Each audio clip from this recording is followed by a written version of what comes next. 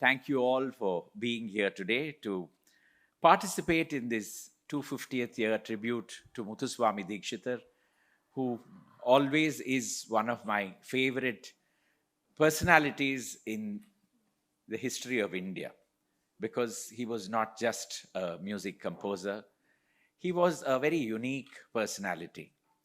In his time, when people hesitated to travel just outside their village, he had traveled 3,375 kilometers in a life that spanned 60 years.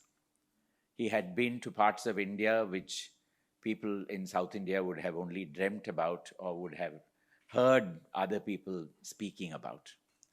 And he had a unique method of documenting what he saw. He left behind everything in the form of song. And that is what keeps him so enthralling even to people of today. Because when we go to those places and we suddenly remember, Dikshitar has written a song on this, and then we begin to look at features and elements that he has incorporated in his songs of that place, and you still find them standing, you establish an immediate connect with him. He seems to be speaking to you 250 years after he left this earth. Dikshitar is very often in Carnatic classical music, we seem to think that the Trinity were three standalone personalities, Shyama Shastri, Tyagaraja, and Muthuswami Dikshitar. We seem to assume that they came into this world almost through mitosis or meiosis or whatever it was, and then they existed, they left behind their great compositions, and then they vanished. That is why it is often the biographical details of these composers, there is either too little or there is too much. There doesn't seem to be a middle path when it comes to the Trinity. And they seem to have had such a bright light around them, such a halo around them, that there is very little light that is shed on their contemporaries. Most of them are forgotten. And it is almost as though Trinity existed. Prior to that, there was nothing. And after that also, there was nothing till the 20th century came and Sabhas began and the Music Academy came into existence. So it's almost like that. But the point is that Dikshitar himself was a part of a continuum, a great tradition that had been going on from many, many years and many, many centuries probably. But I will not go back to say, I will not give you the traditional introduction to Carnatic music that it started 2000 years ago with Bharata's Natya Shastra or whatever, because we have no idea what is that music that Bharata's Natya Shastra, how different it is from today. So we are not really qualified to speak about it. But suffice it to say that sometime during the Vijayanagar Empire, we seem to have a musical connect starting from there, of which we seem to be reasonably sure, and there is a continuity going on from that time and coming to our present day. And the Vijayanagar Empire, as we all know, started sometime in 1339. And then in 1565, its long decline began. What was the Battle of Talikota? And after that, with the destruction of Hampi, the empire did not exist in all its glory, but it had a long sunset. During this time, there was a Vijayanagar emperor who was still ruling nominally at various places, and there were his very powerful Nayaks, the erstwhile viceroys, who were all over what was then known as the former Vijayanagar Empire. And three particularly became very, very powerful in the extreme end of South India: the Nayaks of Shenji or Jinji, the Nayak of Tanjavur, and the Nayak of Madurai. Now, these are the three people who would carry forward much of the legacy of the music and the arts that the Vijayanagar Empire had brought to a great height. And in Tanjavur, after the Nayaks had been defeated, the Marathas would come, and in the 17th century, the Marathas really became towards the end of the 17th century, sometime in the 1670s, the Marathas came and they started ruling from Tanjavur. And they continued to rule till 1799, when the final ruler of Tanjavur, Sharfoji, voluntarily became a pensioner of the British East India Company. And after he died in 1832, his son Shivaji II was nominally the ruler. And finally, when he passed away in 1855, the East India Company did what all modern day politicians practice, what was known as the doctrine of lapse. The moment you find an empty plot of land, you claim it, and then it becomes yours. So this is what they did, and Tanjavur fell into the pocket of the East India Company, and it became British ruled thereafter. So that marked the end of the Maratha rule. What is very interesting is that while the Nayaks brought Telugu into, South, Vijayanagar brought it, and then the Nayaks established it further as the court language of what was essentially a Tamil-speaking region, and music came to be composed in it. The Marathas did not choose to bring Marathi. They continued with Telugu as the court language and as the language of music. And they, on the other hand, they brought in elements of Marathi music. They brought in what is the chaputal. The mridangam in its current form acquires its final shape and contours during Marathi period. You had the great Marathi Kirtan tradition, which is even today a fascinating art form. All of these would inspire Carnatic musicians, and they would incorporate elements of it into their music. The Marathi rulers became composers themselves. And that is because of the region called Tanjavur. Tanjavur is unique. Imagine a place where the river flows freely right through the year. I mean, till modern times, but we won't get into that, not in Bangalore, of course. But imagine a region where the river comes freely throughout the year and deposits silt, and with very little effort, you begin to get cultivation 3 times a year.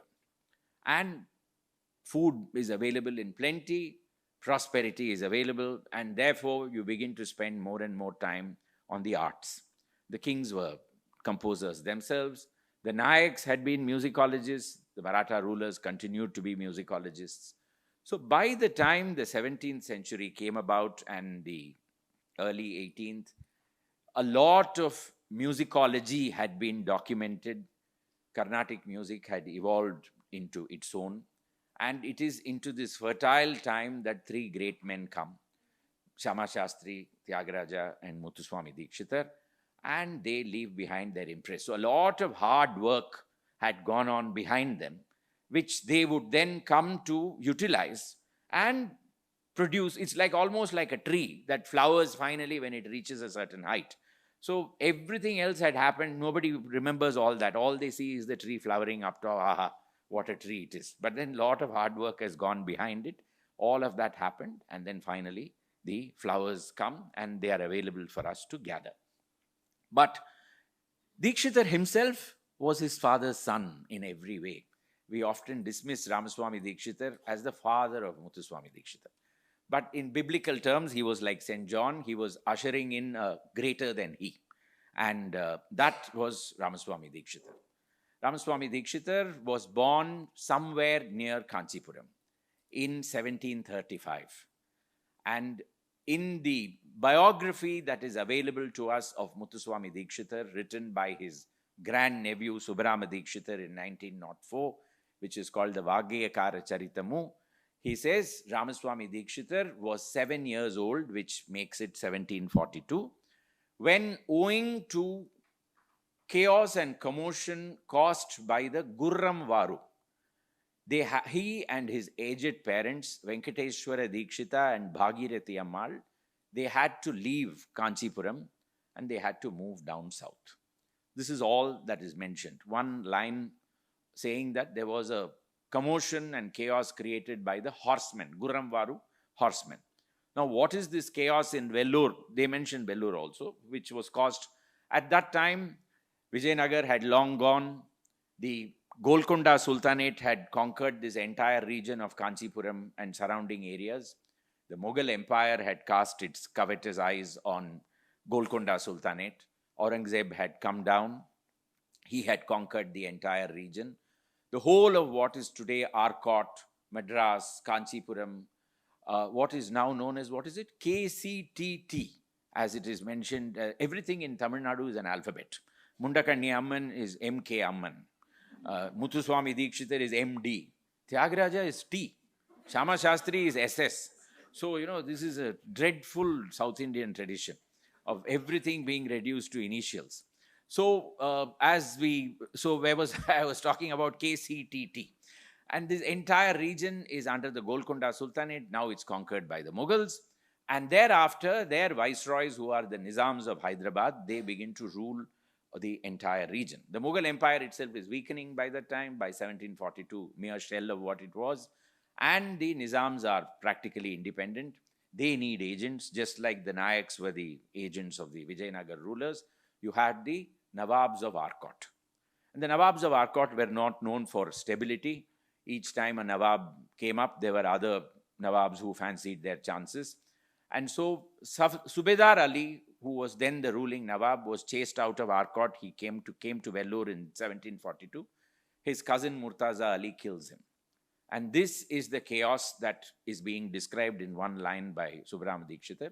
And lots of people, we read from other accounts, parallel accounts, East India Company accounts, from the diaries of Anandaranga Pillai and all that, that people were fleeing the region.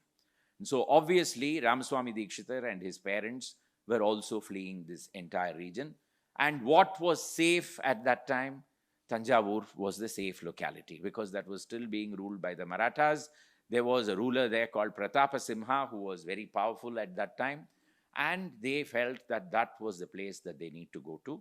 So Ramaswamy Dikshitar and his parents arrive in a place called Govindapuram in Tanjavur district. Govindapuram is one of the heartlands of the bhajan tradition. So people, you had, choral singing going on all the time in the mutt that existed over there in the name of Sadguru Swamin. And they must have obviously come there and they must have taken refuge over there. Food would not have been a problem. But Ramaswamy Dikshitar, at the age of 7, loses both his parents. Maybe the journey was very tough. And after that, he is a man entirely on his own, which is why, strangely, we don't seem to come across any information about Muthuswamy Dikshitar's kinsmen, uncles, cousins. We have no idea. Ramaswamy Dikshitar was a sole survivor, probably. And so he arrives over here. And with great difficulty, he learns Tamil, he knows Tamil, he learns Telugu, and he learns Sanskrit. You can make out that the idea of learning Telugu was essentially to become something in the court, eventually. And he also picks up music from a musician called Melatur Veerabhadraya. Melatur Veerabhadraya was, at that time, Pratapa Simha's favorite musician. So you can make out slowly Ramaswamy Dikshitar. As a young boy, without any prospects, you need to survive. So you begin to attach yourself to a musician. That musician is attached to the ruler. So gradually you are going up. So within a few years, he has learnt his music. He's learnt practical music. He doesn't know anything about theory. And then he is told that you must go to a place called Tiruvarur, which is not very far from here. And when you go there, you meet a man called Venkata Vaidyanatha Dikshita. And he will teach you all about the theory of music. So Ramaswamy Dikshitar comes to Tiruvarur. He meets up with Venkata Vaidyanatha Dikshita, who is the grandson of Venkata Makin, who had been a part of Raghunatha Nayaka's court, who had shared the throne with the ruler as the minister, and who had written what is known as the Chaturdandi Prakashika. Chaturdandi Prakashika at that time was the defining treatise on Carnatic music. So if you wanted to become a great musician, you had to know what Chaturdandi Prakashika was all about. So Ramaswamy Dikshitar stays with Venkata Vaidyanatha Dikshita, learns music, and Subrahma Dikshitar says that within 1 year he also learned how to play the veena. So we can make out father of Dikshitar was also a veena artist. He was a man well versed in musicology.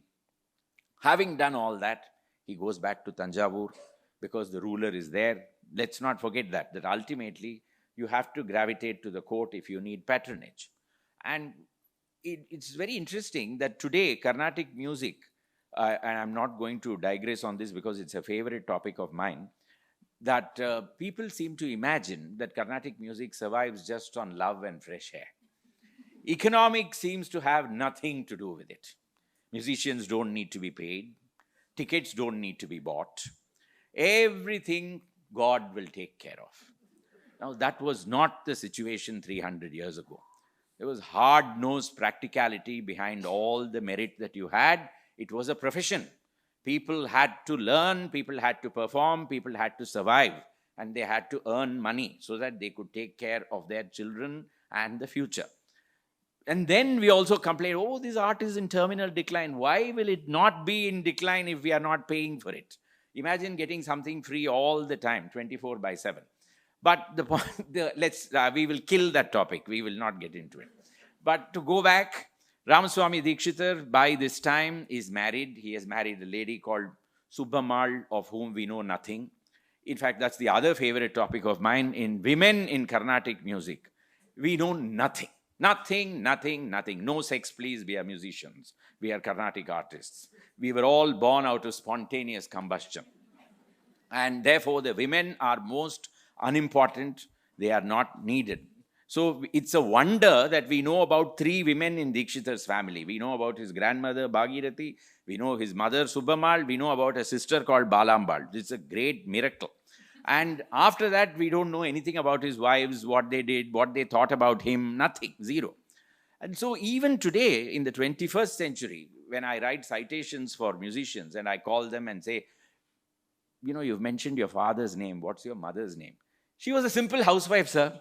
The standard answer, okay, but then she must have fed you, those are not questions that you ask. Those are questions that are coming up inside you, welling up, you know. She must have fed you. She must have taken care of you. So then, like their teeth being extracted, they'll give you her name. And then you put it in the citation, saying that so-and-so was the child of so-and-so and so-and-so. So that is, so in Carnatic music, so we don't know anything about Ramaswamy Dikshitar's wife. All we know is that Ramaswamy Dikshitar, by this time, he had managed to impress the king in Tanjavur. And then he had been told you should go to Tiruvarur, and there you should perform and you should codify the music that is performed in the temple. Now, Tiruvarur itself, and you can see the Gopuram up top, is a very unique temple. It's a temple where you have Shiva as Tyagesha. There are 2 great iconographic representations of Shiva that are worshipped. One is Nataraja, which is the very common one that we all know. The other is Shiva as Soma Skanda, Sa Uma Skandaha, one who is with Uma on one side and Skanda in the middle as the baby. And it is available as an icon in most Shiva temples. But in Tiruvarur, it has special significance. The Soma Skanda there is known as Tyagesha, the epitome of sacrifice. And nothing below the face of the idol can be seen. It's kept hidden all the time with flowers and alankarams, even during Abhishekam. It's only twice a year that you get to see the left foot on one occasion and the right foot on the other occasion. The goddess who is next to him is also completely covered face down. And the Subramanya or Skanda who's in the middle is not seen at all. So this is a very unique, and it has a lot of mystic significance, which we don't need to go into. But it is a huge temple. I don't know the exact measure, but what it is known as is 25 velis of temple tank and 25 velis of the temple itself. The temple and the tank are equal in area and size. And it's not a temple, it's more like a complex of temples that are inside it. And it teems with history of art, music, and dance. It's really the heartland of Karnataka. People say Tanjavur is the heartland, but it's actually, this is the heartland of music. It's also the home to the Devadasi tradition in a great way. Devadasis were hugely honored and were a very important part of this temple. So Ramaswamy Dikshitar arrives here. He then codifies the Nagaswaram performance that is supposed to take place in this temple at various occasions. This is still said to be followed, but people have very nebulous ideas as to what the tradition was and what it is today. So he is in his 40th year. He has not had children thus far. And then they proceed to Vaitishwaran Kovil, and there they pray. The husband and wife are meditating, and after that, the wife, that is Subhamal, conceives, and in 1775, the child is born. Because he was considered to be born out of the grace of Muthuswami, who is the Subramanya in the Vaitishwaran Kovil temple, he is given the name Muthuswami. And Dikshitar himself seems to have been well aware of this particular, why he was given the name, because in his Bajare Re Chitta Balambikam in Kalyani, which he composes on the goddess in this temple, he says, you will hear it, Guru Guha Rupa Muttu Kumara Janani. So it's a biographical reference to himself. It's also a reference to Guru Guha. Let's listen to it.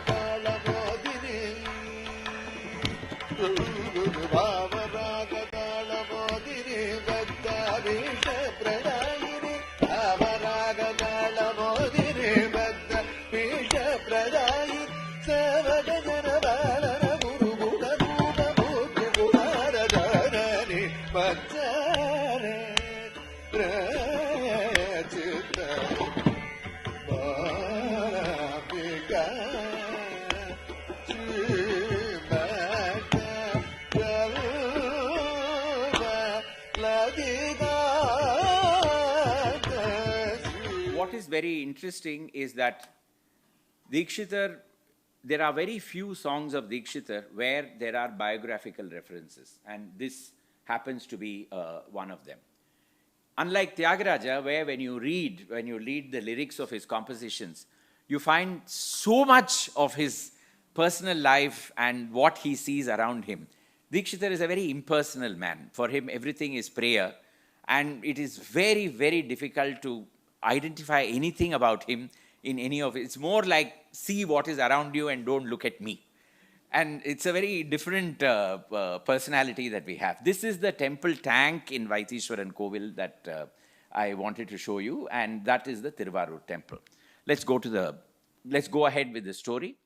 Now, at this time, when Dikshitar is born, 1775, and Tanjavur is weakening gradually. The power is already shifting towards what is known as Madras city.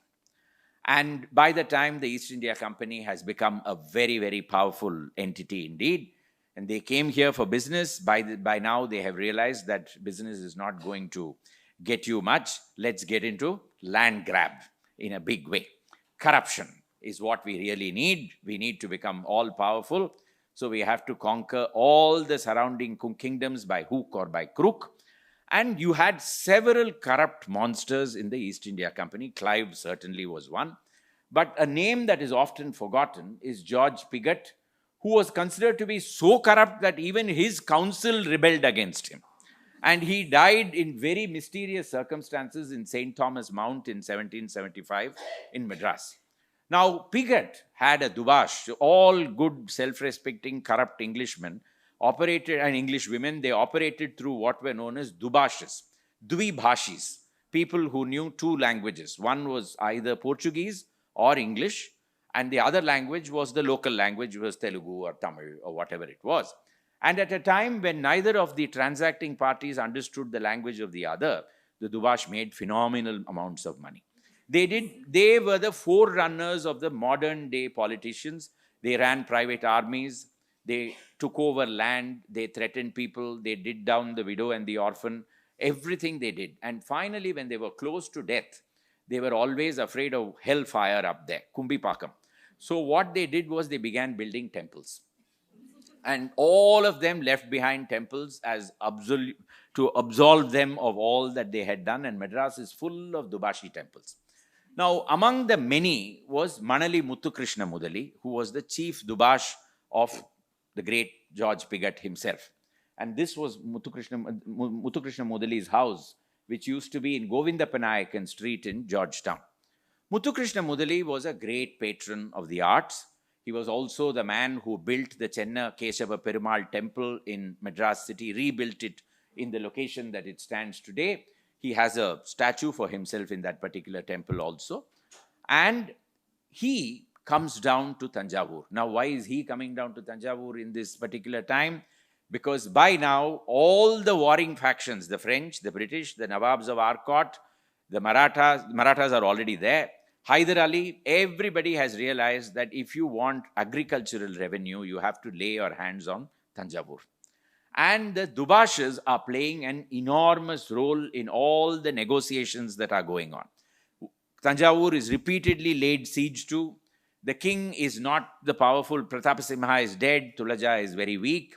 And he is negotiating for ransom or, war reparation money so that the besiegers will leave and go away. The Dubashas are there to negotiate on both sides. They are loaning money to the Raja of Tanjavur so that he will pay the British so that they will get to leave, and then they will collect the revenue from the British because they will become rent farmers as well.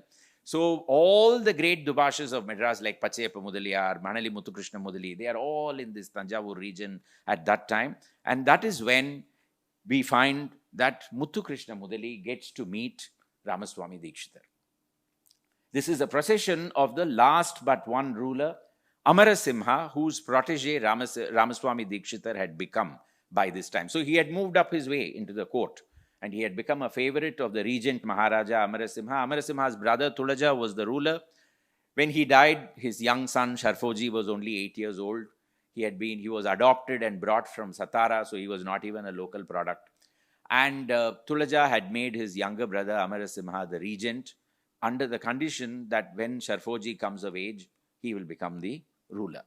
But what happens when you sit on the throne, you like it.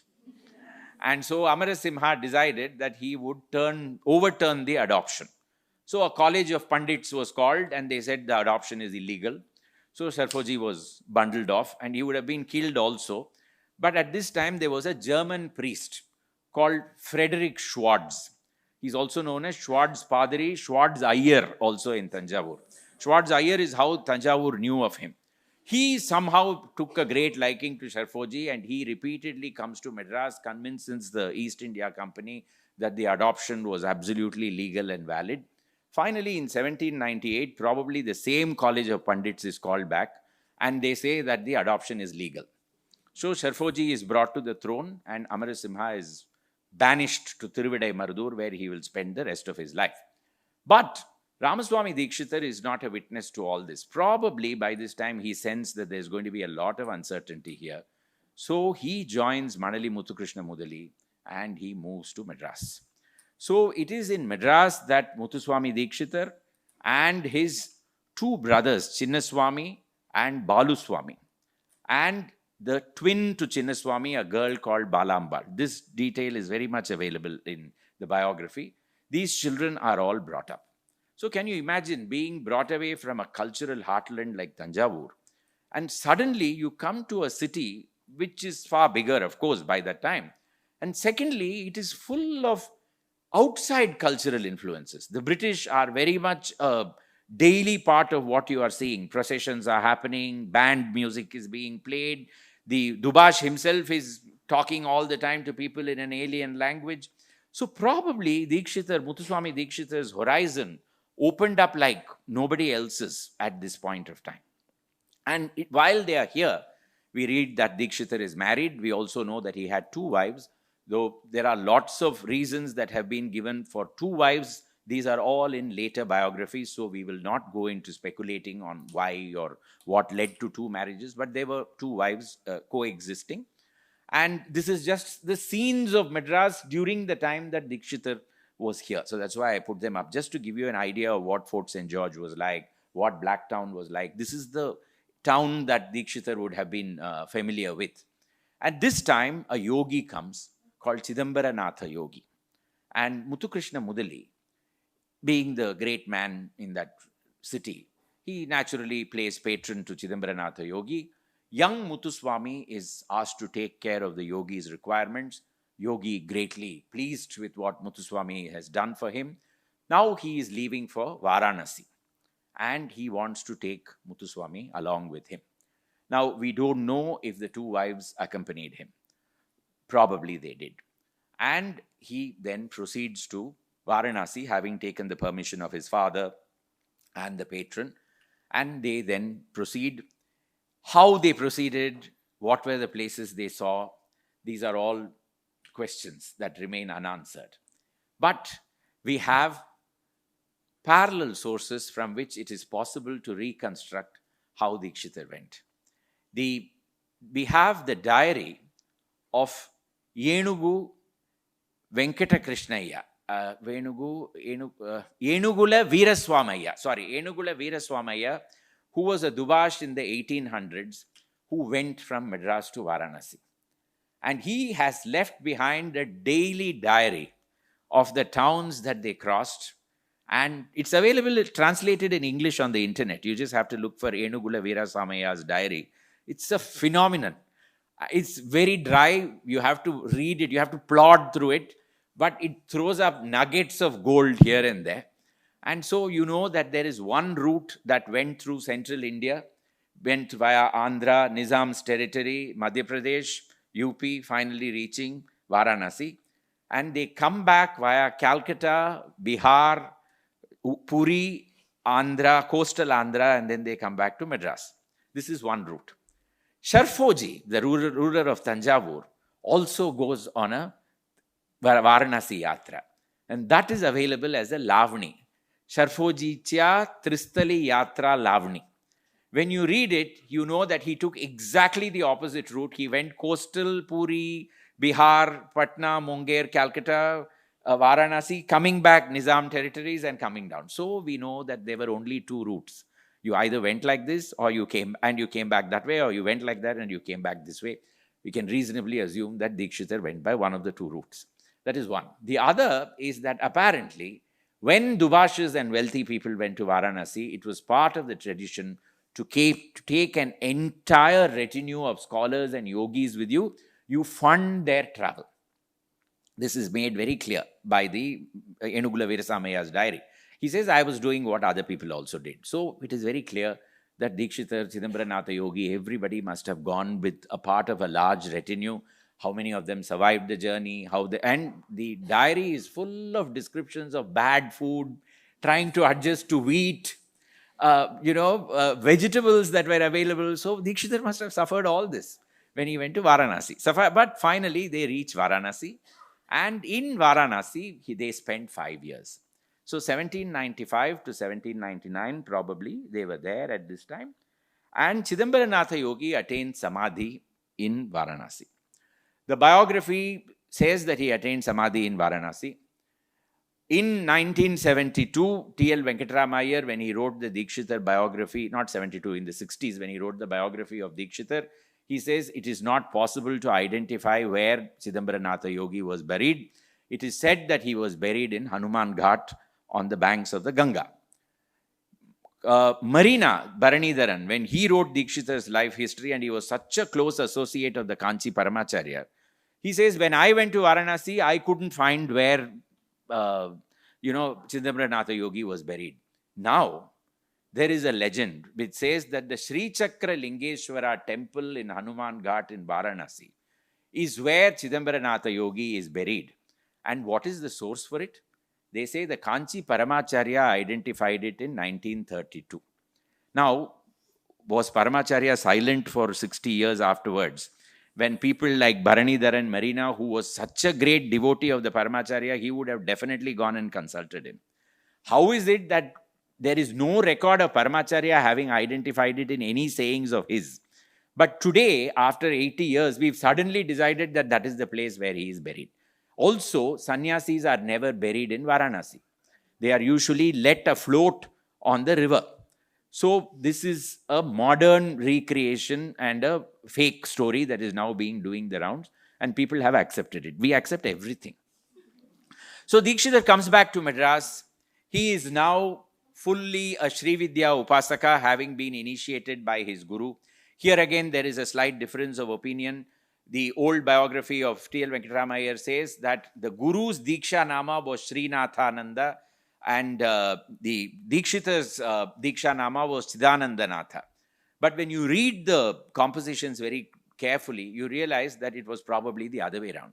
Probably Chidanandanatha was the Diksha Nama of the Guru, and Srinathananda was Dikshitar's Diksha Nama. But finally, he and his brothers are going up to Tirthani Hill And on the steps of the Tirutani hill, as Subramaniya Dikshitar writes, Lord Chengalvaraya, that is Muruga, appeared in the form of an old man, pushed a piece of candy into the mouth of Muthuswami, and after that he had the urge to compose. And he started composing. Now, this is, of course, the idol as it stands in Tirutani, where this composition happened. And the first composition was Sri Nathadi Guruguho Jayati. Sri Nathadi Guruguho Jayati, you cannot imagine that it was the first composition. Imagine if we were, can you go back and see how we wrote ABC on the first day we were taught, or the numbers, or how we recited nursery rhymes? This is perfection. I mean, it is so, I mean, it just boggles the mind that this is the first composition and this is outstanding. I mean, imagine what those who had been around him would have felt at that point of time to just listen to this pouring forth, or even if it had been composed with effort. What a piece. So it is set in Mayamala Gaula, in which we all begin our lesson. So that is the first composition. Secondly, it is in the first mode of address in Sanskrit. There are, as we know, the vibhaktis, the nominative, accusative, instrumental, like all classical languages. So this is set in the first mode of address, the Prathama Vibhakti. Then it incorporates within itself all the Sharali, Janta and the exercises that we learn in order to practice music. And finally, it is set as a palindrome. Every swara pattern for every sentence is top to bottom and then goes back the same way. This man had, I mean, even when I think of it now, my voice breaks, because I cannot imagine that genius like this. I mean, we rarely get to see it in real life, but we can experience it. So we'll just listen to a small snatch of it. Mime. Just a minute.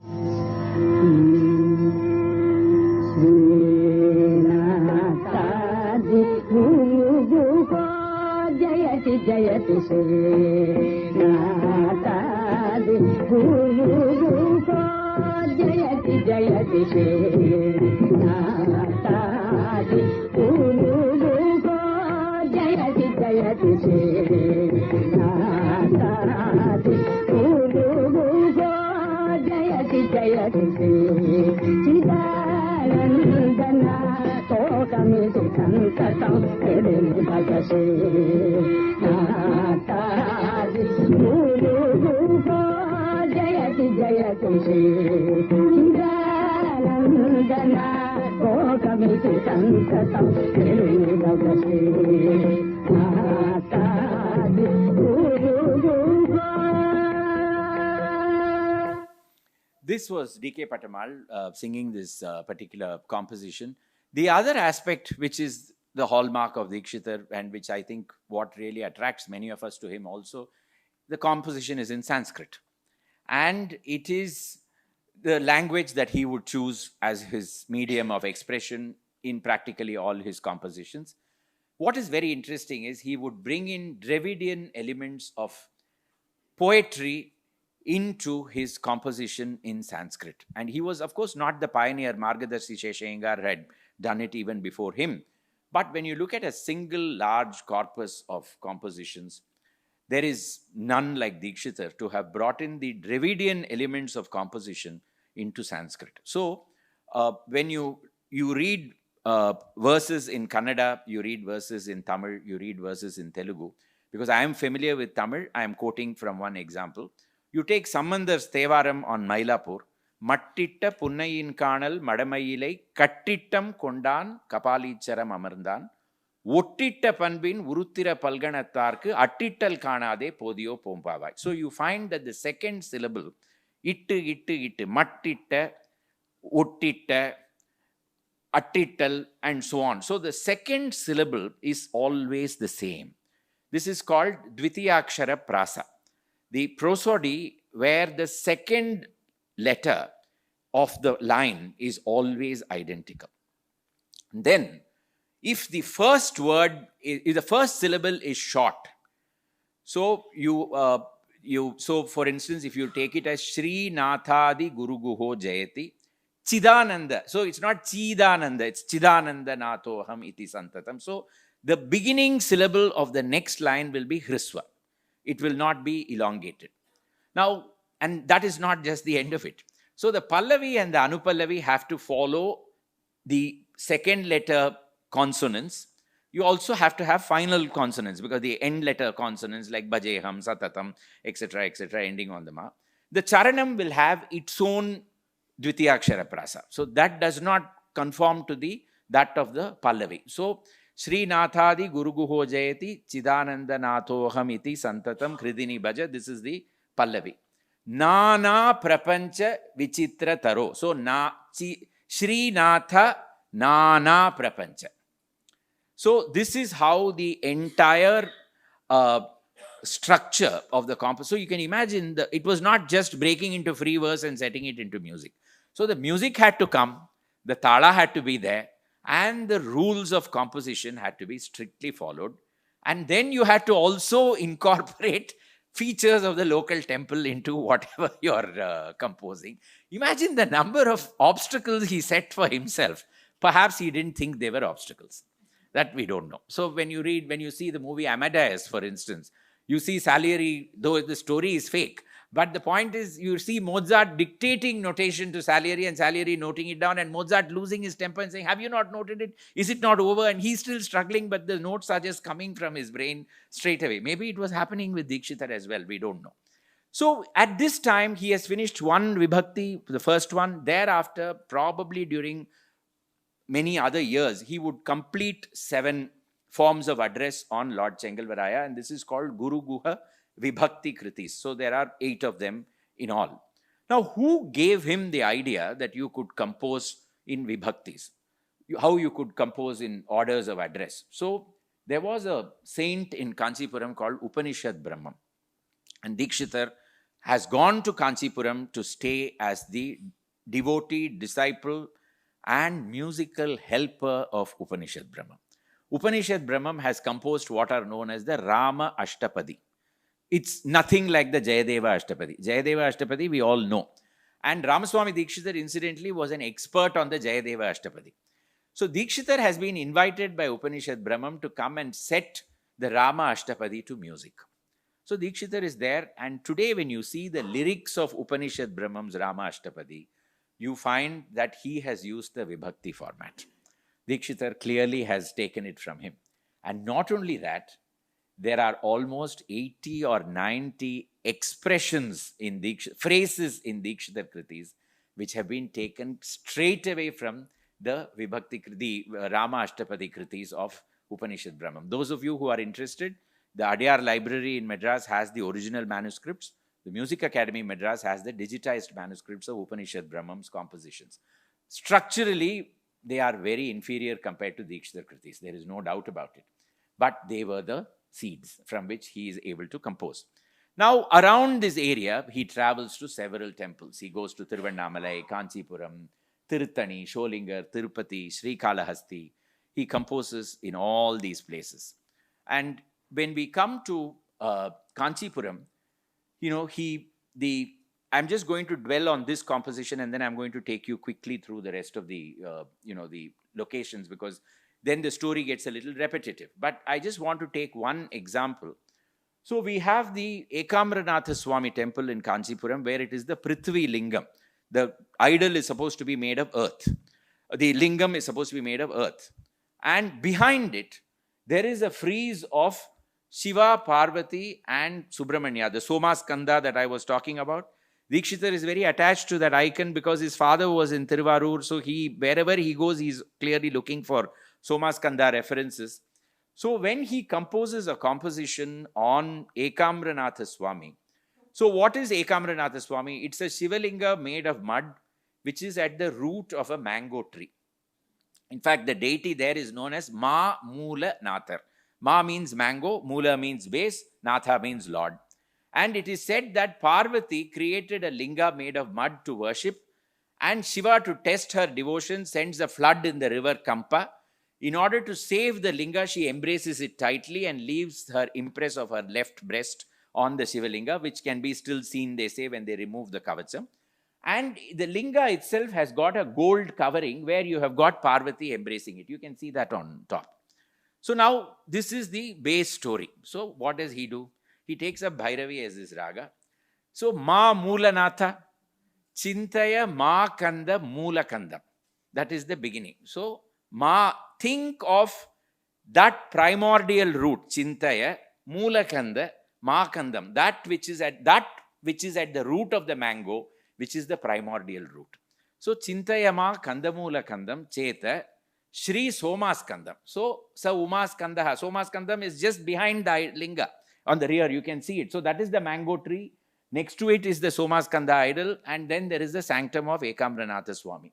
So Chintayama Kandamulakandam Cheta Shri Somaskandam. Everything is finished in one line in the beginning itself. Then Santatam Akanda Sachidanandam Samrajya Prada Charanaravidam. Then the Charanam Mangalakara Mandahasa Vadanam, etc., etc. Finally, he has not left behind Parvati, who's embracing Shiva. And this song is set in Bhairavi. Bhairavi Prasangam. Uttunga Kamaniya Vrishaturangam, Bhairavi Prasangam, Guruguhantarangam, Prithivi Lingam. That is how the song ends. So when you Bhairavi Prasanga means embraced by Bhairavi. And that he has brought in, he has brought the raga name, everything finished. Story of the temple, location, iconographic representation, and the music, the way it moves when that Uttunga Kamaniya Vrishaturangam comes. Uttunga means uplifted bull. Uttunga Kamaniya Vrishaturangam. That's how it goes. That Uttunga, you can feel the lift in the composition itself, the way he is describing the, you can imagine the deity being brought out in procession almost. It's that kind of description. Of course, Kamakshi is the great goddess in this particular location. So he has composed several songs on her.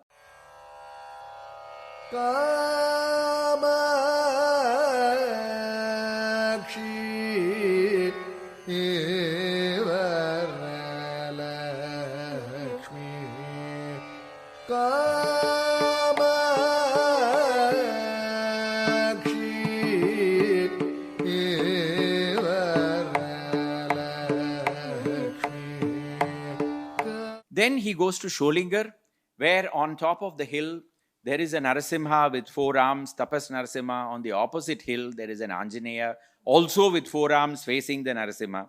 So Narasimha Agacha in Mohanam, and there is, we don't know if Pavanatmaja Agacha on Hanuman was composed here because it doesn't mention a location. But structurally, the songs are so alike that they were probably composed on 2 twin temples that were next to each other. Now, in the Narasimha Agacha, there is one line, Suruchira Karigiri Vichara Varada. Now, Varada is Varadaraja in Kanchipuram. Now, who was this Suruchira Karigiri Vichara Varada? There was apparently a great Vaishnavite scholar called Doddacharyar. Doddacharyar was living in Sholingar. He wanted to go and see he would go every year to witness the Garuda Seva in Kanchipuram. As he grows older, he is unable to do it and he stays behind in Sholingar itself. When Varadaraja is coming out in procession, a voice says, hide the deity open the umbrellas because the deity has to be seen by Doddacharyar in Sholingar. So even today, when the deity is brought out in procession, the umbrellas will close in on Varadaraja because they believe at that time Doddacharyar is getting his darshanam in Sholingar. And there is a lovely set of 5 verses written by Doddacharyar on the Garuda Sevai. Pratyushe Varadaha Prasanna Vadanaha Prapnabhi Mukhya Janan Abalam. Now, with age, all these things vanish. This is a problem. So it says early in the morning, Varadaraja is coming out. Abadda Anjali Mastakan Aviralan Abalam Anandayan. Mandoddaita Chamaraihi Shvetata Patraihi Chanaihi. That is, the umbrellas and the flywheels are all moving slowly when Varadaraja is coming out. Antar Gopuram Avirasa Bhagavan Aruda Pakshishwaraha. He is coming out from the western Gopuram on top of the Garuda. This is the Doddacharyar's description. Now Dikshitar is bringing in one line Suruchira Karigiri Vichara Varada, that Doddacarya legend into this particular composition. Then of course, he moves on to Chidambaram, where we all know he composed Ananda Natana Prakasham. And because it's a dancing deity, he also brings in Sollukattus in Ananda Natana Prakasham itself. From there, the family has, by the time, Manali Muthukrishna Mudali, the great Dubash, is dead. His son Venkata Krishna Mudali has been the patron for a long period of time. Manali Muthukrishna Mudali died in 1792 itself. And thereafter, till 1799, 1800, Venkata Krishna Mudali is the patron for the Ramaswamy Mudaliar family. He was also known as Chinnayan. And in Muthuswami Dikshitar's biography, Venkata Krishna Mudali comes across as a great and noble patron. When you read Pachepa Mudaliar's biography, you see another side to Venkata Krishna Mudali. Clearly, everybody had different facets to their personality. Ramaswamy Dikshitar, in all his compositions, uses the term Venkata Krishna as his mudra, because he was paying obeisance to his patron. And what is considered to be the longest composition in the world of Carnatic music, Natakadi Vidyala, said to be in 108 ragas and talas, of which we have only 64 or so left. The song is available incomplete. That was composed by Ramaswamy Dikshitar in praise of Venkata Krishna Mudali. And it's a large, and Ramaswamy Dikshitar very clearly loved large compositions. So he composed a Ragamalika of 20 ragas on Amarasimha. There is a 42 Ragamalika on Venkatachalapati in Tirupati. There is a 44 Ragamalika on Meenakshi of Madurai. And there you see that the son was documenting temple traditions. Father also has done it. In those 44 ragas, you have Meenakshi coming out in procession, and he is describing all the jewelry that she is wearing, and he is describing the various temple events that happen when she is coming out. Just because it's in Telugu and nobody is singing it, nobody bothers to notice all these things. But the point is, the father had already set the trend which the son is going to follow. Eventually, the family takes leave of Madras, and by 1800 or so, they are back in Tiruvarur. And that is where Dikshitar travels all over. He goes to Kumbakonam, he goes to Tanjavur, Tiruchirappalli. Of course, we'll come to these locations. But Tiruvarur becomes the base for the entire family thereafter. And it is in Tiruvarur that you find that Dikshitar is at his best, because his grandest compositions that we associate with him, the Tyagesha Vibhakti Kritis, the Kamalamba Navavarana Kritis, and then the multiple Ganesha Kritis, Sri Mooladhara Chakra Vinayaka, Vatapi Ganapatim Bajeham, so many other compositions, Sri Mahaganapati Ravatumam, all of these are composed in this particular temple where the family is going to live for a long time. And their house stood for a long while. Now it's become a mantapam because the house collapsed. And just outside there is a signboard in classic Tamil English, Teechitar House Route. I should have brought that photograph and put it here. T-H-E-E-T, that Teechitar House Route. That is what it says over there. But at least he's remembered, so we should be happy. For instance, Kanchipuram Nayana Pillai also has a street to his name in Kanchipuram. Sangeeta Vidwan Nayana Pillai Street. It's called S.V. Nayana Street now. So, the Dikshitar has fared better. This is the Mahaganapati shrine, which is just next to the Kamalalayam temple tank. And Sri Mahaganapati Ravatumam Siddhi Vinayako Matanga Mukha in Gaula is composed on this particular shrine. It says Kamajanaka Vidhindra Sannuta Kamalalaya Tata Nivaso. So, no, don't miss it. It's on the banks of the Kamalalayam. So, he knew that people will come searching one day, and they will have to be told where it is. So, Kamalalaya Tata Nivaso, on the banks of the Kamalalayam. And then Swarna Karshana Vignarajo, he who attracted gold. What is this legend? So, in the life of Sundaramurti Nayanar, when he wants to marry a courtesan in Tiruvarur, he appeals to Lord Shiva and says, I need money to marry her. So Shiva says that I'll give you gold bricks at one particular location, Vriddagiri or something, and then you dump them in the tank over there. They will all land up in the Tiruvarur temple tank, and then you can go and sell them and make money. But the gold is of such purity when it arrives that the local jewelers refuse to even take a look at it. Ganesha comes as the jeweler, and he attests to the purity of the gold. So that's why Swarnakarshana Vignarajo, he who attracted the gold. One, not the full story, just a reference. But the rest of it is left to us to interpret and find out. That is where the joy of Dikshitar is all about. And 11 compositions on Tyagesha himself. So the grandest is Tyagaraja Mahadvaja Aroha, which describes the temple festivals from beginning to end, from the bringing up of the flag to the various processions that take place. Finally, even the float festival. That is also mentioned and included in one composition in the auspicious Sri Raga, Sri Tyagaraja Mahadvajaroha Taraka Brahma Rupam Ashraye Ganesha Guruguha Bhakta Bhairava Somamayam. So all the deities that come out in procession with Shiva are mentioned in that line. Ganesha, Guruguha Subramanya, Bhakta Bhairava, because in Tiruvarur, Chandikeshwara is Bhairava Chandikeshwara, Sa Uma. She is also coming out along with him. So everybody is mentioned in one line. And then it begins. The song unfolds itself step by step.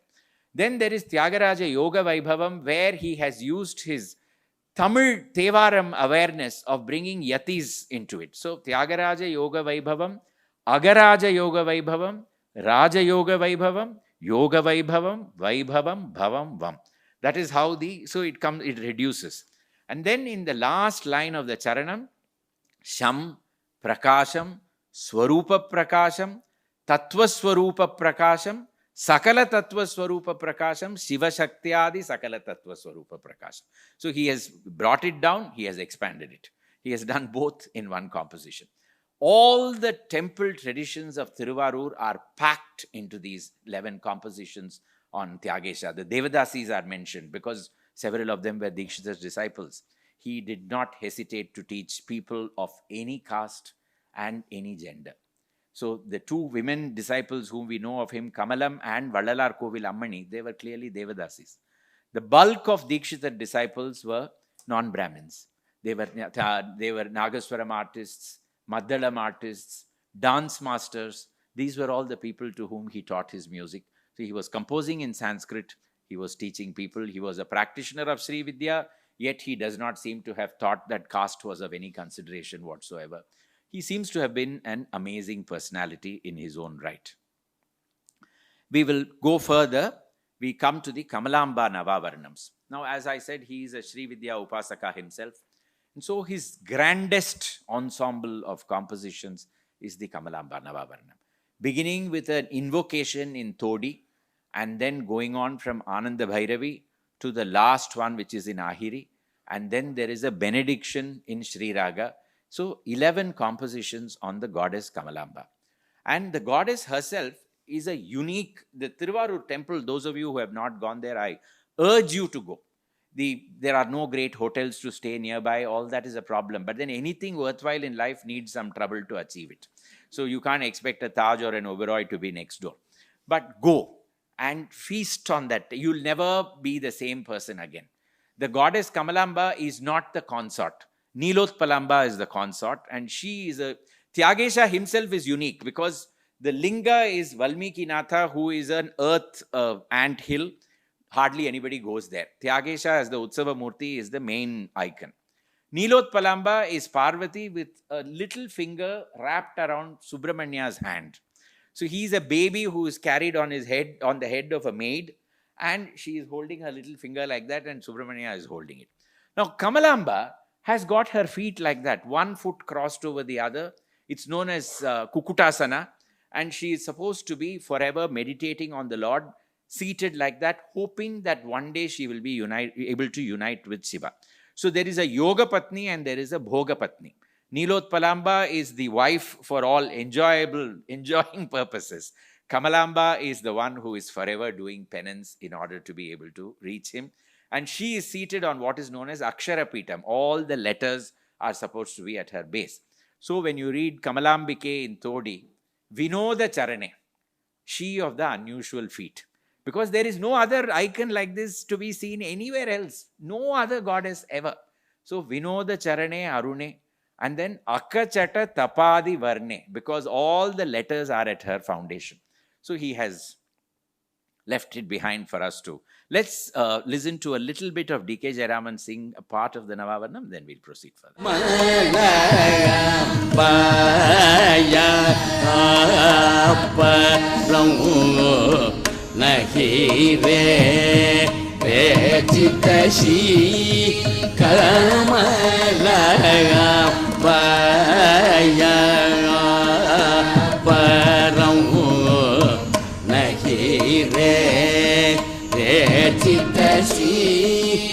The Kamalamba Navavarnam, and as these are the puja idols that Dikshitar used, they are now with his descendants in Coimbatore.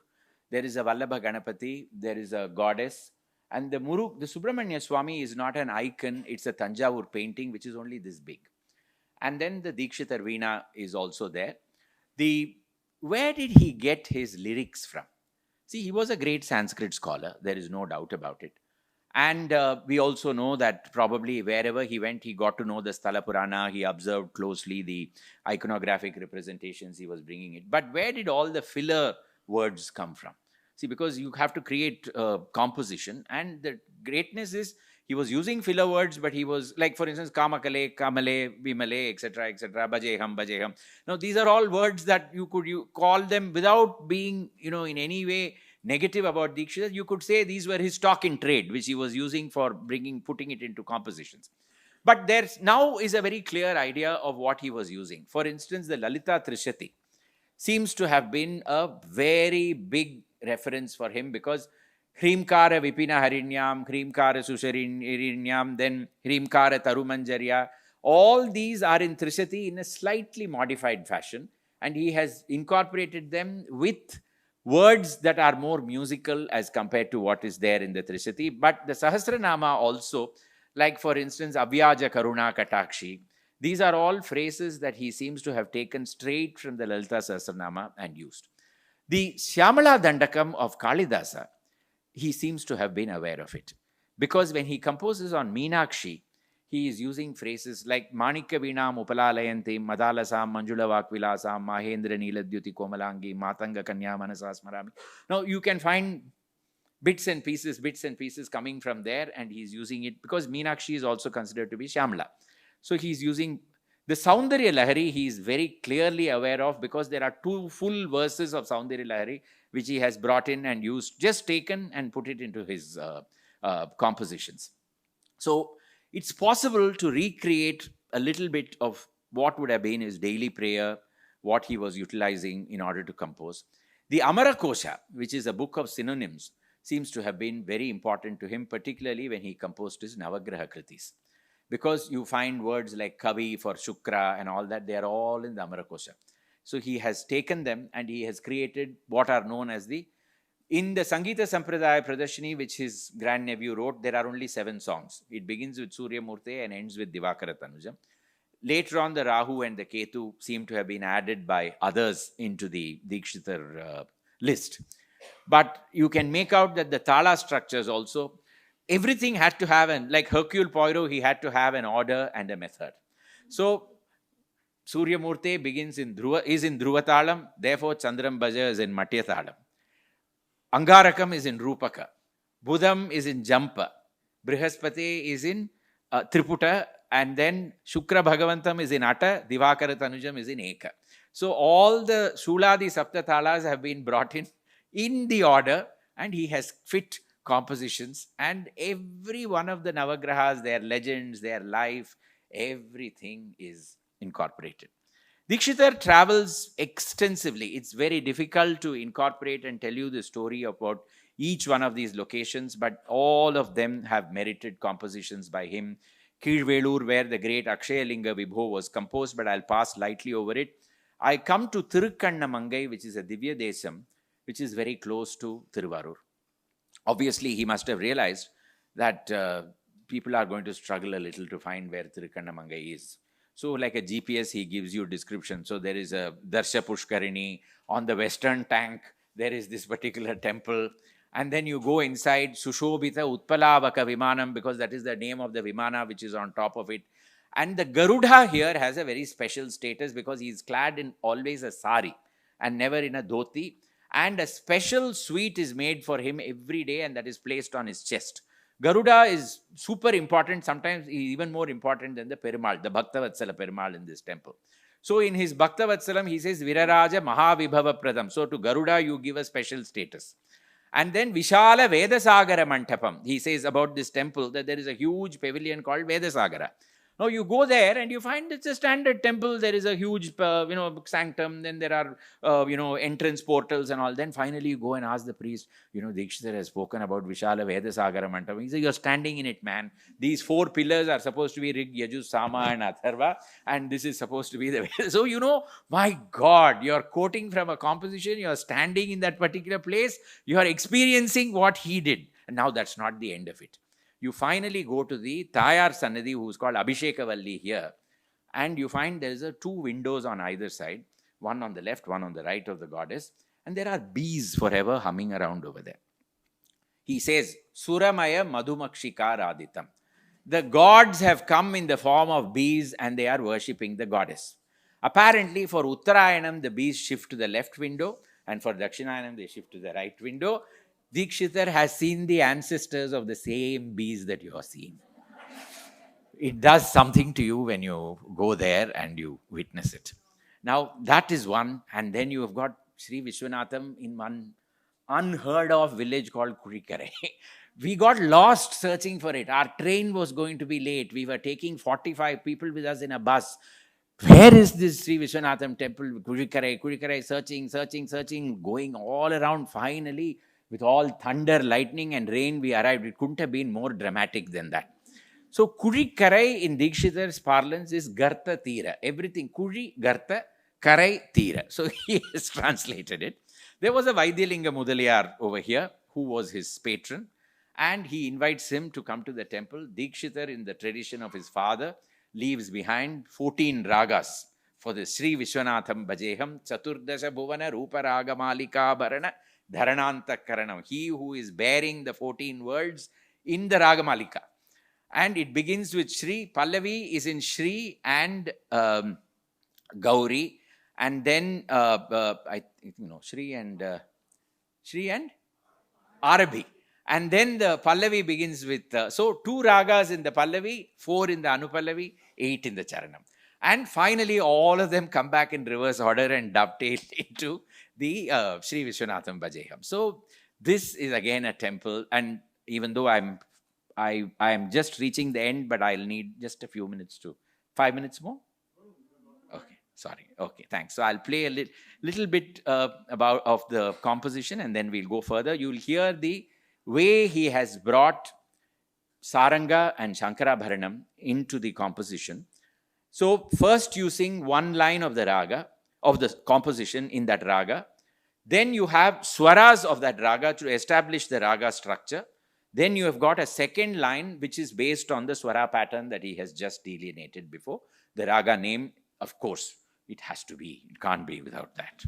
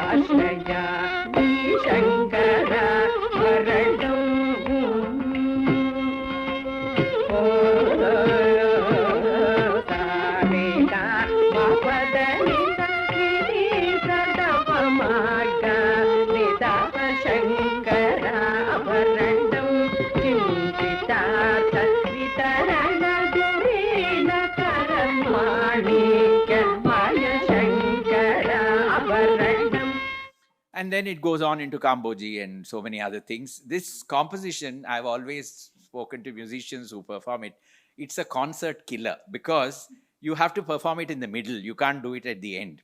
And it is so grand that it takes away the energy of the performers, the audience also.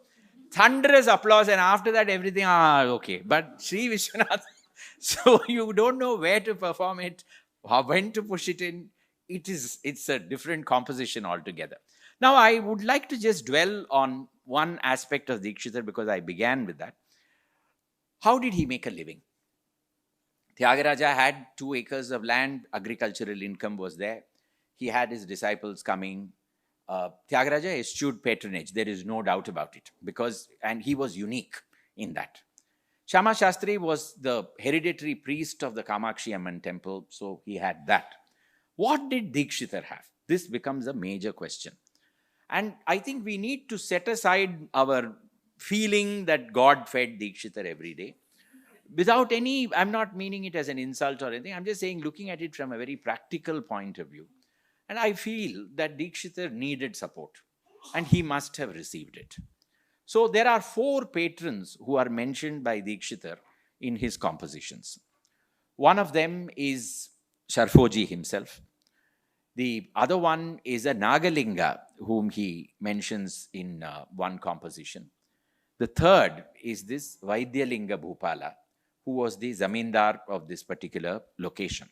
In the Bhupala verse of Sri Vishwanatham Bhajeham, he says Vaidyalinga Bhupala Palanam, protecting the ruler Vaidyalinga. And then, because people like us will go searching for this place, Shri Pura Nirriti Bhaga Gartatira Stiratara Bhupala Palanam. So, from Tiruvarur, when you go, you have to go in the Nirriti direction, and on the banks of the Gartatira, you will find this temple where he is protecting Vaidyalinga.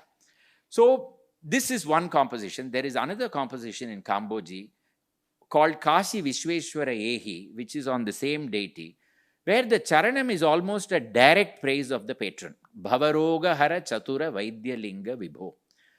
Vaidyalinga who does away with worldly ills. So what did he mean by that? Probably the patron had rewarded him for what he had composed, and this was a very dignified way of bringing the patron, and also the deity. Vaidyalinga also is Shiva. And so he brings him in. Similarly, Tyagaraja too, in Kovur Pancharatnam, Kovuri Sundaresha Girisha, he's probably talking about Kovur Sundaresha Mudali. I mean, I'll be stoned for saying this, but I feel that way, therefore I am saying it. I am not in any way, trying to insult anybody by this, but I feel that this is how. So Dikshitar A was probably taken. There is a 4th patron we'll come to. But the second was his disciples. All of them were professionals. They were not learning music for the sake of it. This is what we have done with it. They had to earn a living. They had to dance. They had to play the Nadaswaram. They had to teach dance to other people. They had to go to various courts and please the king, sing compositions. So they were all there for a certain purpose. So clearly they must have taken care of their guru.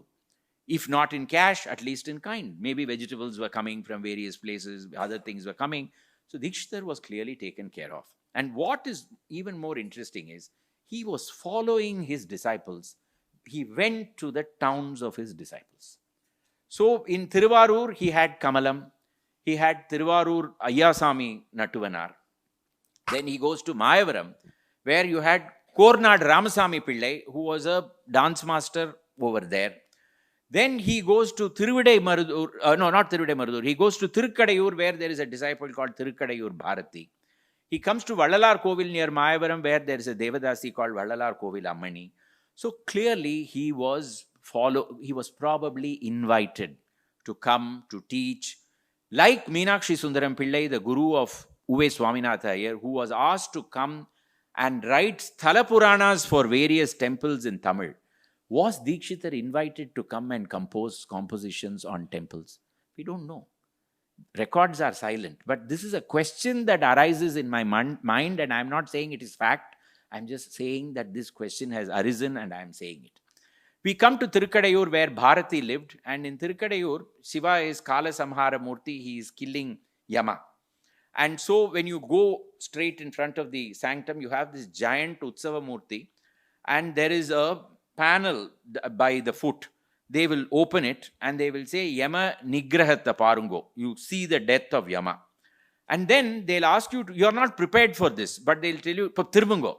When you turn back, you'll find there's an idol of Yama doing this, because without Yama, the world cannot go on. Today, there was some news that you can become immortal. I dread to think of it.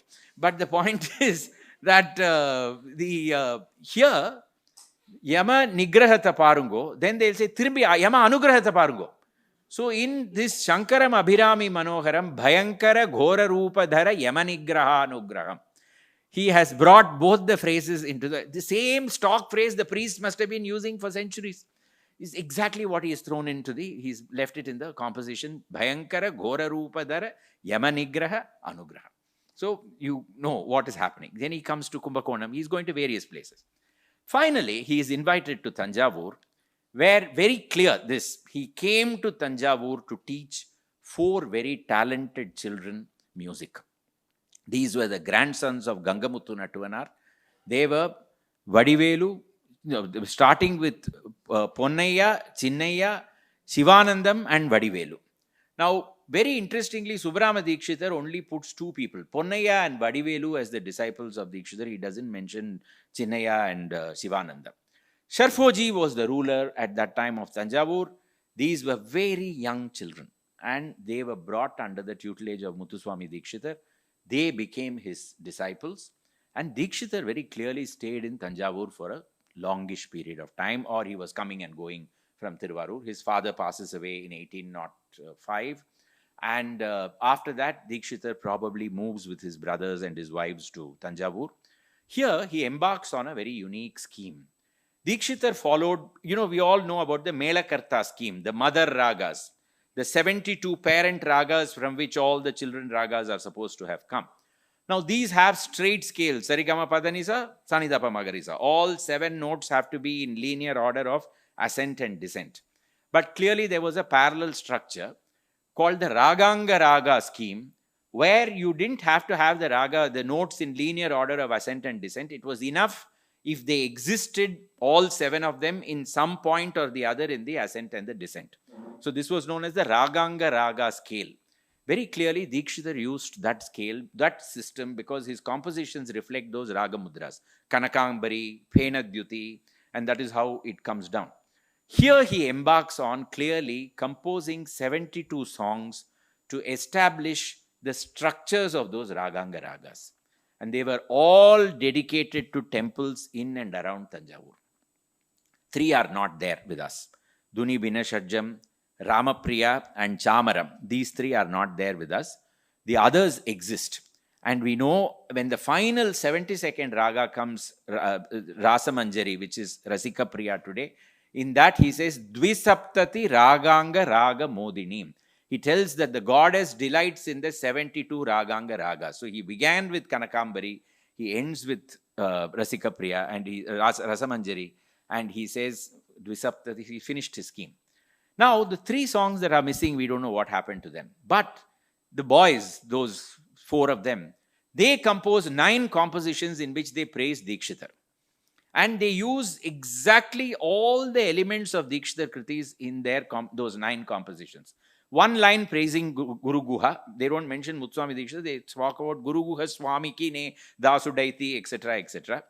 They mention the Raga Mudra in all but one. Then some of them are Shamashtis. That is, there is only Pallavi, Anupallavi. There is no Charanam, because that was a form of composition that Dikshitar brought about.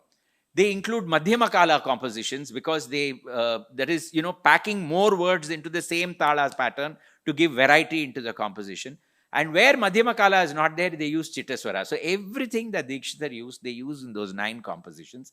There is one in Duni Binashajam, there is one in Ramapriya, there is one in Chamaram. Were the boys completing what he had not done?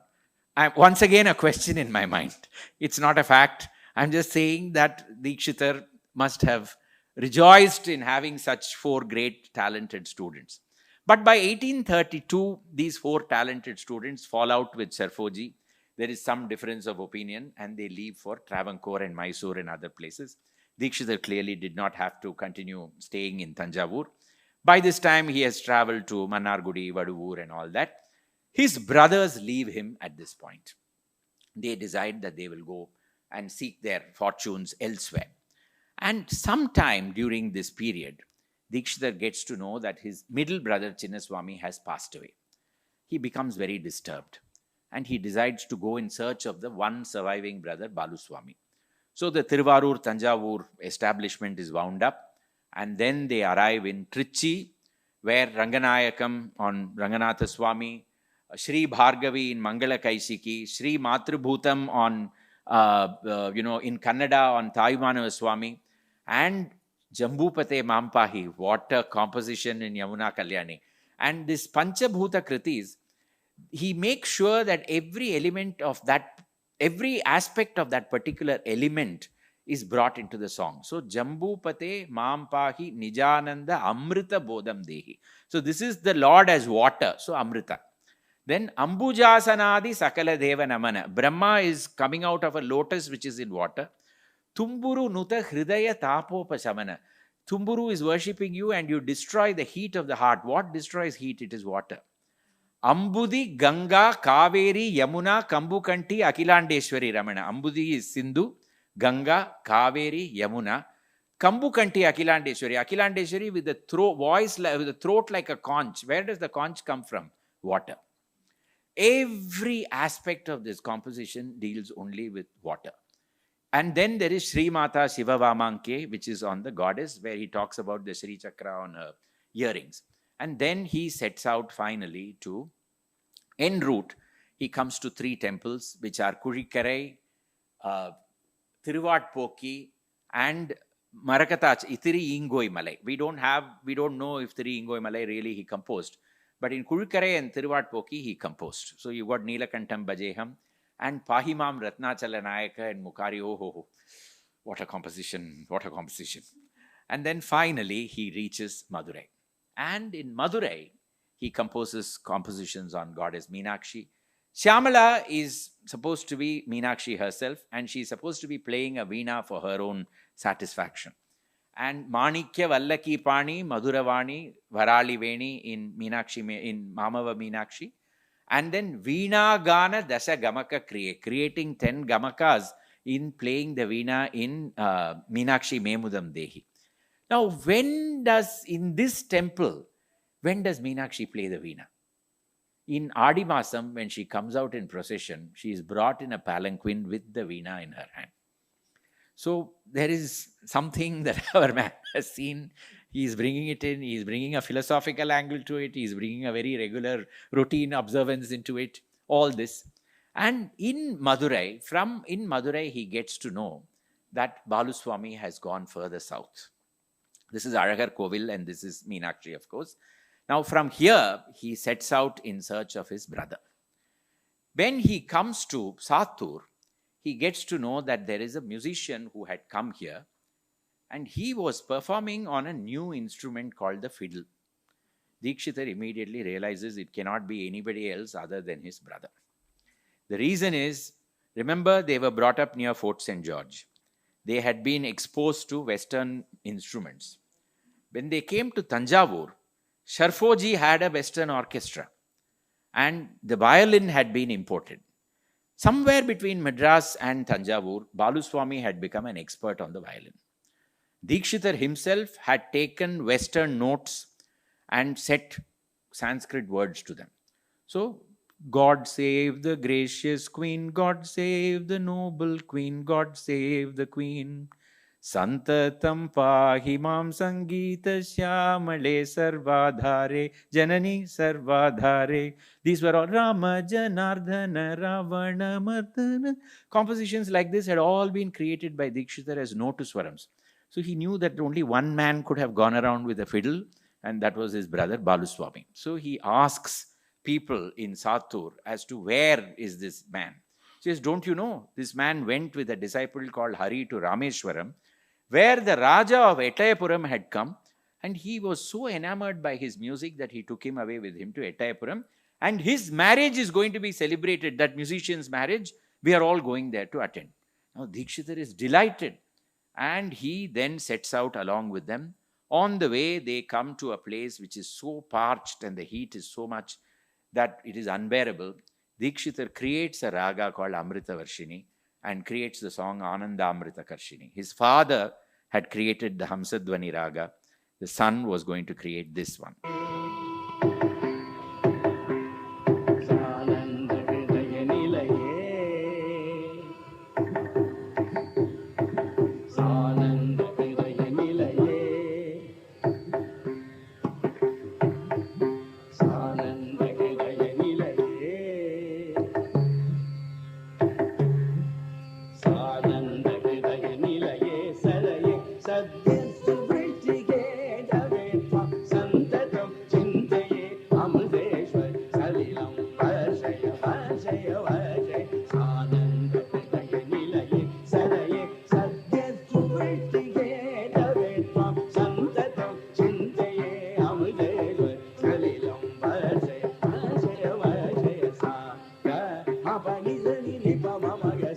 create a raga, you have to establish what its structure is. So, Chittaswaram also.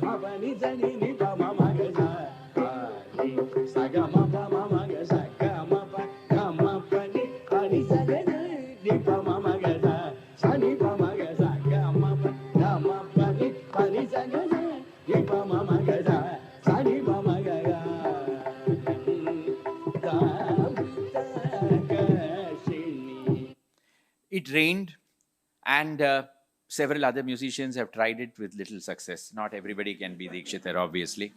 Finally, they arrive at Etayapuram, and the Raja conducts Baluswami's wedding with grandeur. Dikshitar is a very honored invitee, and here he is given a Kanakabhishekam. He is showered with gold. In the raga Megharanji, he creates a composition, Venkateshwara Yettappa Bhupatim Ashrayeham, and in which he says, Kanchana Vrishtiprada Megharanjita Bahukshetram. Megharanji is the raga. In this kshetra, you have provided a shower of gold. So the rain theme repeats itself from Anandamrita Krishni to this one. Dikshitar is an honored guest in this particular location. What is very mysterious is that, he was here as a state guest. He traveled all around Tirunelveli. Subbarama Dikshitar, his grandnephew, was born here. Sadly, in his book, none of Dikshitar's Tirunelveli compositions feature. Not one. How? Why? Why did he leave them out? These are all questions that remain unanswered. Dikshitar left his brother with his newly wed bride and his own older wife in Etayapuram and goes back to Tiruvarur, where he spends a few more years. Finally, in 1835, he gets an invitation from the Raja of Etayapuram asking him to come back because his son is going to get married, the Raja's son. So Dikshitar takes leave of all his relatives and friends in Tiruvarur and tells them that he is not going to come back, comes to Etayapuram, where he passes away on Tula Krishna Chaturdashi, that is the day before Deepavali, in the year 1835. He was not a sannyasi, so he was cremated in that particular location, on which there is now today a memorial for Muthuswami Dikshitar. Unlike Tyagaraja, whose disciples had fanned out to almost all of South India, even when he was alive, he himself says, Ashadhira Dura Deshamuna Prakashamu Jesina Rasika Shiromani. Oh Rama, you have made me famous to my own heart's content everywhere. So he realized Tyagaraja was a celebrity in his own, there is no denying it. He was a genius. He had to be a celebrity. There cannot be any other. Dikshitar somehow seems to have not wanted that. And the musical content remained with just his family, Subbarama Dikshitar, and it remained scattered across a few Nagaswaram artists, a few Devadasis, etc., etc. Finally, in the early 1900s, this is where God's mysteries are so strange. A Roman Catholic in the secretariat in Fort St. George, A.M. Chinnasamy Mudaliar, has this dream that he must write Western notation for Carnatic music. He learns the songs of Tyagaraja, writes notation for them, gets an orchestra to play them back to Tyagaraja's disciples so that they say, yes, this is fine.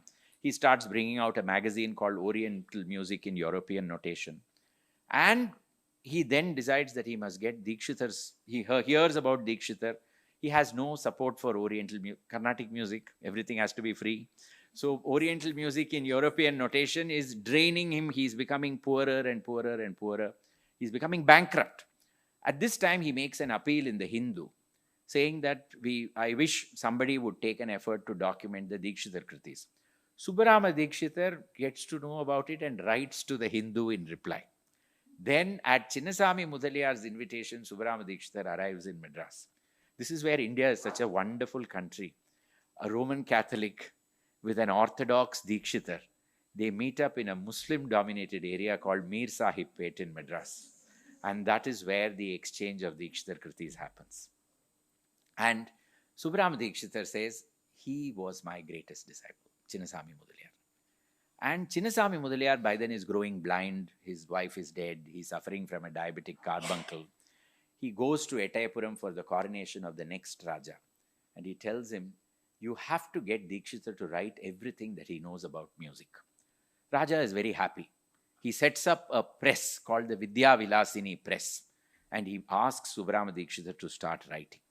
In 1901, the documentation of Dikshitar Kritis and the Dikshitar family's wealth of music begins. It's almost like the making of the Oxford English Dictionary. Mr. A.M. Chinnasamy Mudaliar dies in 1901. His last letters are he's trying to sell his wife's saris so that he can make some money. And he dies bankrupt. We don't even know where he's buried in Madras city. Subbarama Dikshitar, grieving for that man, writes the Sangeeta Sampradaya Pradarshini. Finally, the book is brought out in 1904. 2 years later, Subbarama Dikshitar is dead.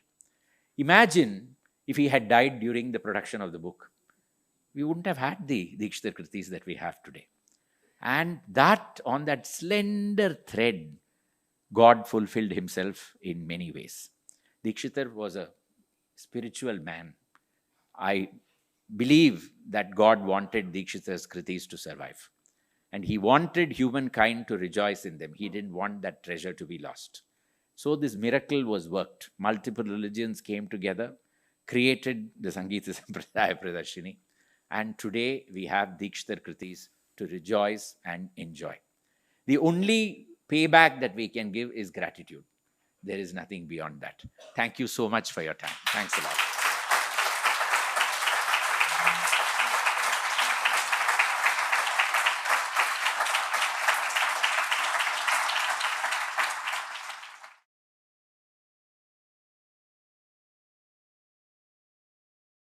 Just talk a little bit about, whenever we talk about Dikshitar, we always think about the D.K. Pattammal, and she brought to life many of the compositions. So no Dikshitar lecture can conclude without talking about her. So I want you to just mention a few words about Pattammal. Definitely Pattammal. There are a few torchbearers of the Muthuswami Dikshitar lineage, as we know of it. The Dhanammal lineage is one. D.K. Pattammal is one. Sadasivam is here in the audience. The Calcutta Guru Guha Gana Vidyalaya is yet another. These were all great torchbearers of the Muthuswami Dikshitar tradition. So Subbarama Dikshitar had a disciple called Ambi Dikshitar. And it was from Ambi Dikshitar that people like Kalade Kurchi Vedanta Bhagavatar, Ramalinga Bhagavatar, and then Ananta Krishna Iyer, who was Sadasivam's grandfather. These are all people who learnt music from Ambi Dikshitar and became torchbearers of the Dikshitar tradition. We must also not forget that there was a Devadasi side as well, and the Nagaswaram and the dance masters, the Nattuvanar side. So Tanjavur Ponnaya, Badivelu, Sivanandam, they carried forward a Dikshitar lineage. And then you had Nataraja Sundaram Pillai, who along with Veena Dhanammal had learnt from a man called Sattanur Panchanada Iyer. Panchanada Iyer had learnt the Dikshitar Kritis from Shuddha Mattalam Thambi Appa Pillai, who was a drummer in Tiruvarur and who was a direct disciple of Muthuswami Dikshitar. So it is through these lineages that we began to get Dikshitar Kritis out. But there are several others, unspoken heroes, of whom I have a list. For instance, Etayapuram Ramachandra Bhagavatar, who taught Maduramani Iyer, Kanchipuram Dhanakoti. He was a man whose only interest was to teach music to people. So he went around teaching a number of people. So there was a lot of this.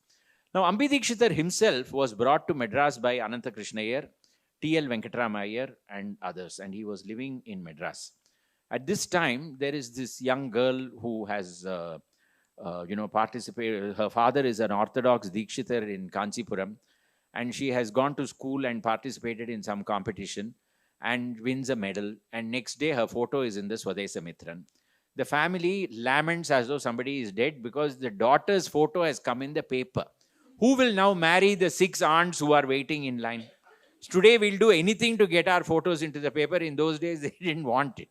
And finally, people from Madras had to go in order to convince them that it's okay, nothing has happened. So the child then comes to Madras to participate in an examination here, and that is Pattammal. And having come here, she is asked to come and the 3 judges, and she told me this story herself when I interviewed her. Oh, she said, 3 per irunda, there were 3 of them. I didn't know who they were. One was Professor Sambamurthy. The other was Tiger Varadacharya.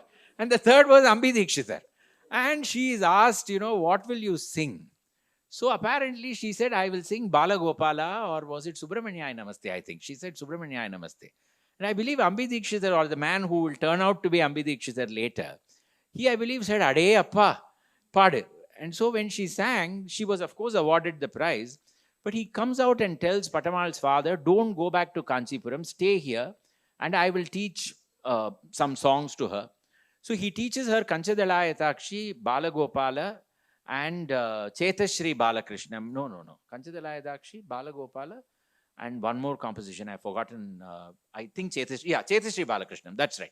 These three he teaches her, and the father has a government job in Kanchipuram. He says, no, we can't stay back. I'll be sacked. So they go back, and Ambi Dikshitar tells him that when I come back to Madras, I'll let you know. Patamal's version is that Ambi Dikshitar died, and her tutelage ended there. But later research has shown that Ambi Dikshitar didn't die. He continued living in Madras for a long period of time, courtesy Ananta Krishnayar, who took care of him in Madras. What happened? Why Patamal couldn't come back? These are not questions that I am qualified to answer. But in 1933, Patamal moves to Madras with her father and family and becomes a performer. By the time T.L. Venkataramayar has learnt a lot of Dikshitar Kirtanas from Ambi Dikshitar. He teaches Patamal a lot of the Dikshitar Kritis. And there is no doubt that that great lady, if Dikshitar compositions are there, she left behind her stamp of rendering the Dikshitar Kritis. So remember that what Dikshitar sang, even the Sampradaya Pradarshini, we can only interpret it. It's a book. There is no way to say that this is exactly what I am singing is now what Dikshitar sang. It is my reading of it. It is someone else's reading of it. Similarly, the Dhanamal school, when it sang Akshay Linga Vibho and all that, was markedly different compared to what other people were singing of it. So everybody had their own variations, shall we say. So Patamal created her own stamp and left behind such a stamp, because ultimately it's the acceptability with the audience. What thrills the audience, what delights the audience. And I think that is where Patamal created a great, tradition of Dikshitar Kritis. Jayaraman, he used to come home and teach my uncle. I was 3. I can still on certain nights hear them singing Soma Sundareswaram in the silence of the Mailapur of that era. Both of them singing. The neighbors used to come to listen to them sing. If the whole street would come to a halt, and Soma Sundareswaram particularly, every time I hear anybody sing it, I am remembered of my uncle and Jayaraman singing it together when I was 3 or 4. I can never forget it. So Patamal, no doubt about it, great lady.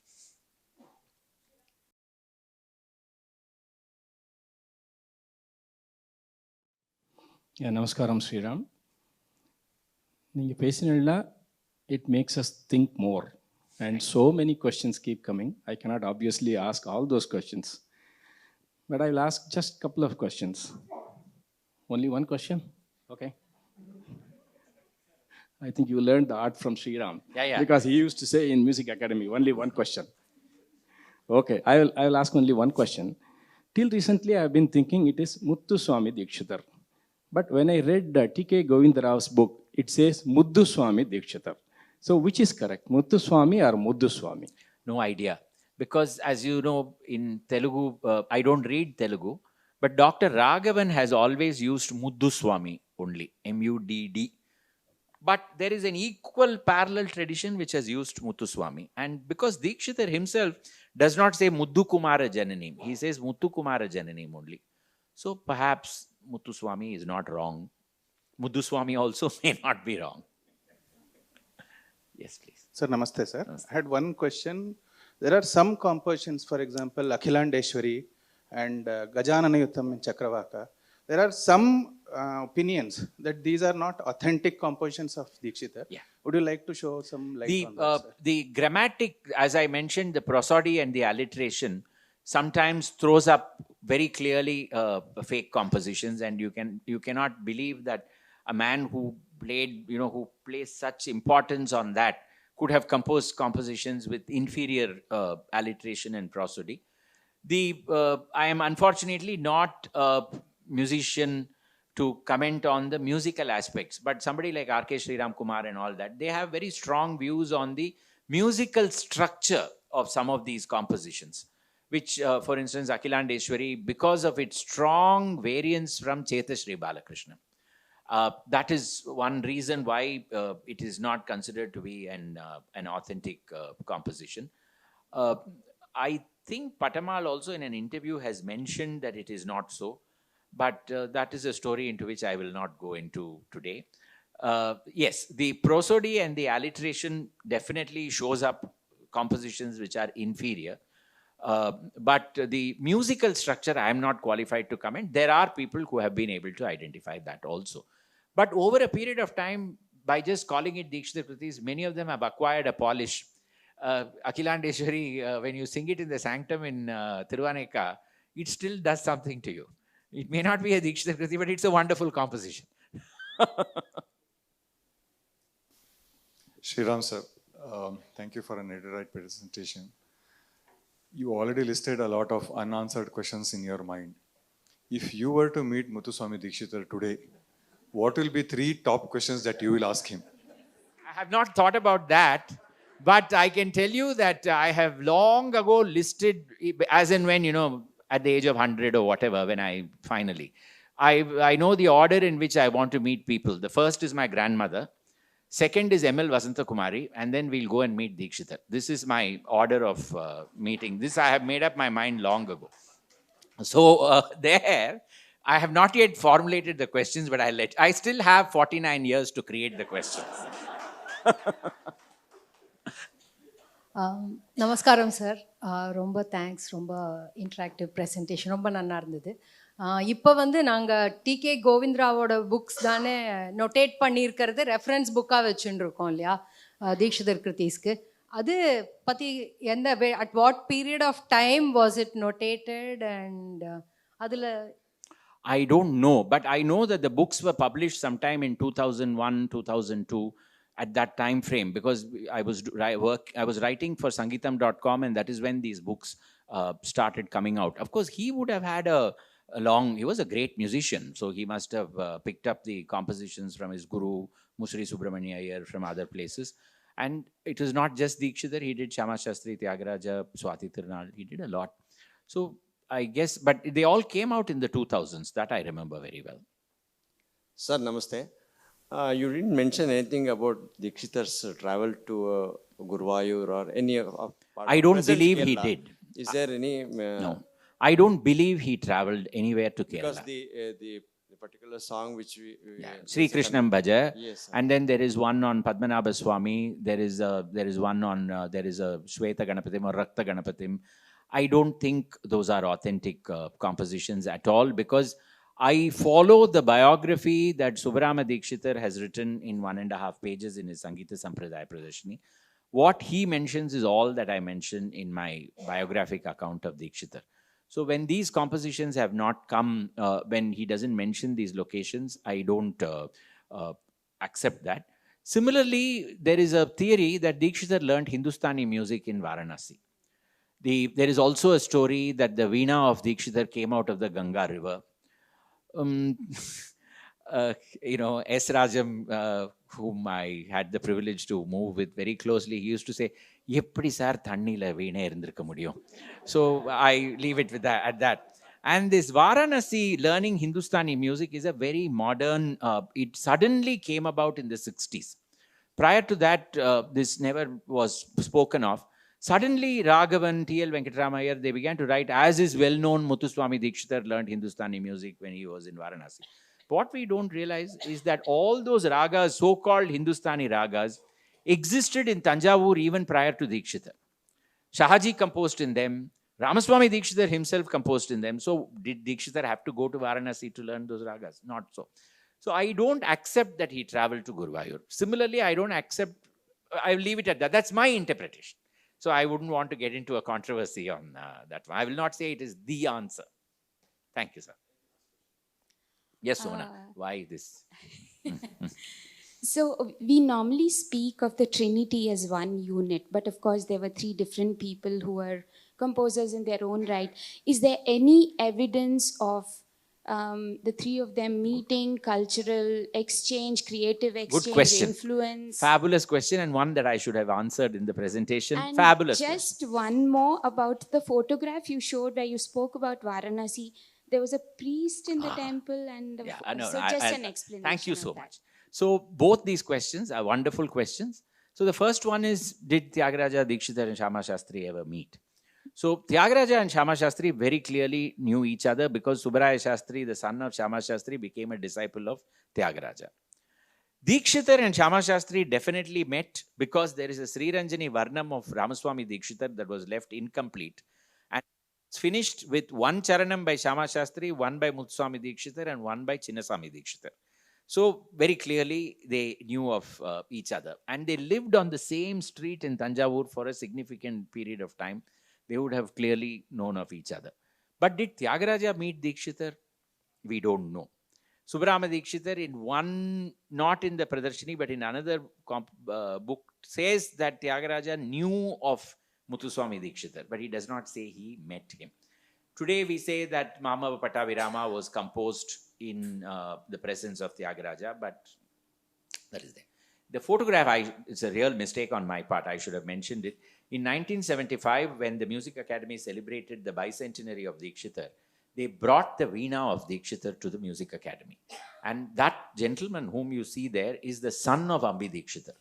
He brought the Veena, he performed the Navavarana Puja in the Music Academy itself, and that photograph was taken on that occasion. The Veena is still with the family in Coimbatore. Tracing the songs, I was curiously waiting for Devi Patnam. You did not touch. Is there anything which, because I lived in that year during my boyhood when I was more familiar with film music. Today I want to know in Devi Patnam what there was is one composition which is, I think, Sri Parvati Parameshwara or something. I am not able to remember exactly now, but one composition is supposed to be at Devi Patnam. I forget which one is supposed to be there. Navapashanam. Yeah.